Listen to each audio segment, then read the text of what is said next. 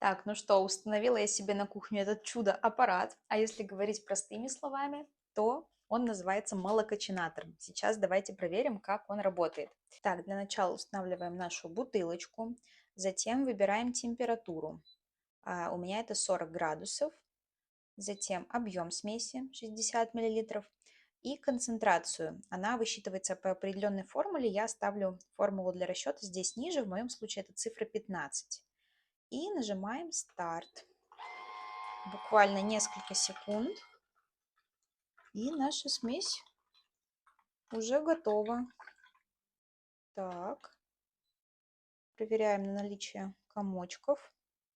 Показываю поближе. И также, смотрите, на донышке видно, что никаких комочков не наблюдается. Что ж, получается, молокочинатор справился на ура. Мой новый помощник в моем материнстве.